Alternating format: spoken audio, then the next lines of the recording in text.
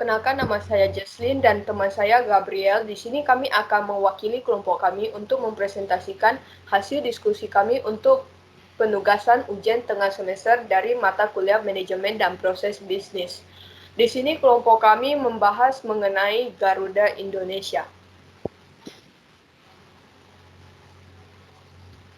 Dan dapat kita lihat di sini adalah tim member kelompok 4 yang terdiri dari Gabriel Andrea dengan NPM 2031051 dengan pembagian tugas presentasi dan ide. Dan selanjutnya yaitu saya sendiri Jesslyn dengan NPM 2031007 dengan pembagian tugas membuat PPT, materi, dan presentasi. Yang selanjutnya adalah Rahel dengan NPM 2031040 dengan pembagian tugas materi dan ide. Yang selanjutnya Novendi dengan NPM 2031047 pembagian tugas materi ide. Yang selanjutnya Dennis Fernando dengan NPM 2031050 dengan pembagian tugas materi dan ide.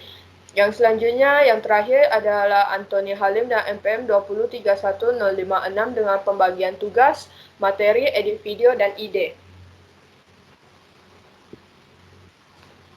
Selanjutnya dapat kita lihat ini merupakan struktur organisasi PT Garuda yang terdiri dari Presiden dan CEO yang di bawahnya terbagi oleh 8 kelompok besar iaitu FVP Service, FVP Marketing dan Sales, FVP Maintenance dan Fleet Management, dan FVP Operation, FVP Finance, FVP Human Capital dan Corporate Affairs, dan yang terakhir FVP Strategi, Business Development dan Risk Management.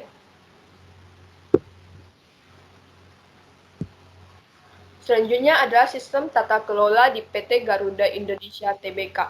Dapat kita lihat di sini ada instrumen GCG atau Good Corporate Governance yang terdiri dari komitmen iaitu visi, misi, dan budaya kerja, regulasi.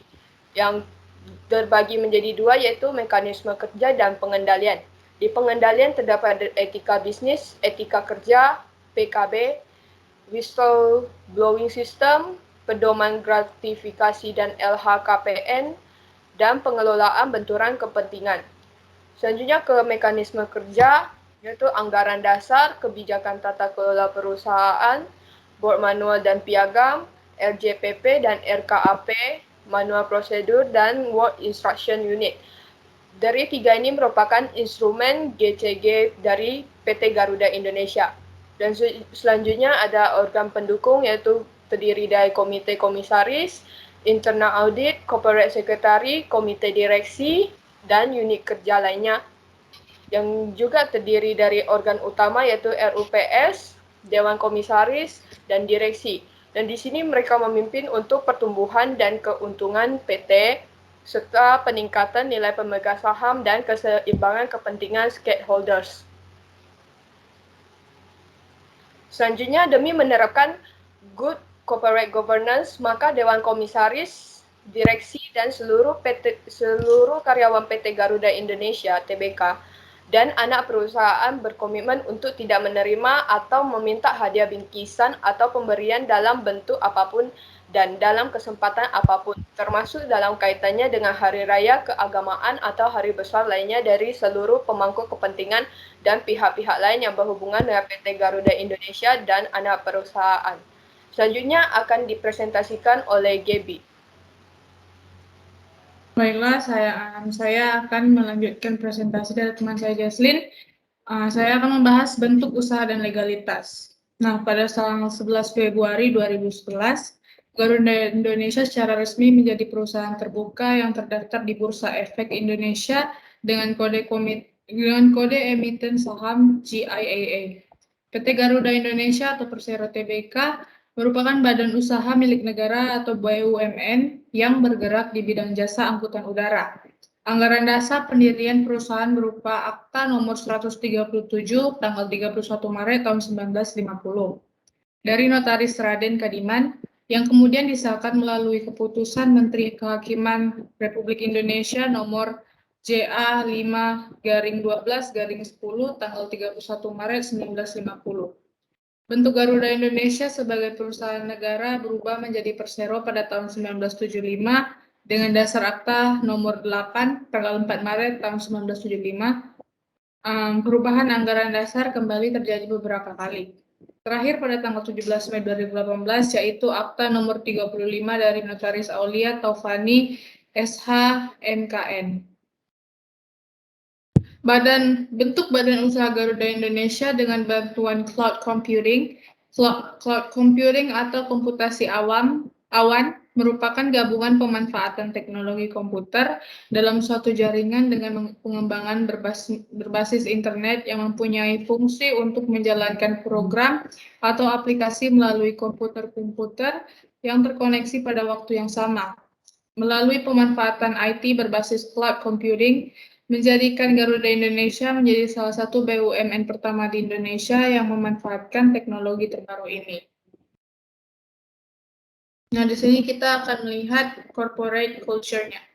Yang pertama ada efisien dan efektif.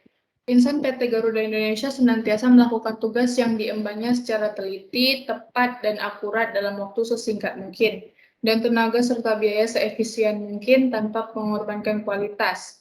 Yang kedua adalah loyalty. Insan PT Garuda Indonesia dapat melaksanakan setiap tugas yang didelegasikan kepadanya dengan penuh dedikasi, tanggung jawab, dan disiplin. Yang ketiga ada customer centricity. Insan PT Garuda Indonesia senantiasa penuh perhatian, siap membantu dan melayani. Yang keempat ada honest and openness. Insan PT Garuda Indonesia harus jujur, tulus, dan ikhlas dalam menjalankan seluruh aktivitasnya dan melakukan komunikasi dua arah yang jelas dan transparan dengan memperhatikan prinsip kehati-hatian, serta tetap menjaga kerahasiaan. Dan yang terakhir adalah integrity. Insan PT Garuda Indonesia harus menjaga harkat dan martabat, serta menghindarkan diri dari perbuatan tercela yang dapat merusak citra profesi dan perusahaan. Nah, kesimpulannya, dapat kita lihat dari pembahasan di atas, PT Garuda Indonesia menerapkan corporate culture dan tata kelola yang sangat baik sesuai aturan yang berlaku, sehingga dengan aturan tersebut PT Garuda Indonesia dapat berjalan dengan baik di tangan pemimpin yang tepat dan tidak semena-mena atau menyalahgunakan kekuasaan untuk merusak nama PT. Dan sejauh ini tata kelola perusahaan dan keuangan PT tidak terjadi isu yang sangat menjatuhkan nama perusahaan. Saya rasa sekian dari kami tentang presentasi tugas UTS kami. Jika ada kekurangan dan kesalahan di dalamnya, kami mohon maaf. Sekian dan terima kasih.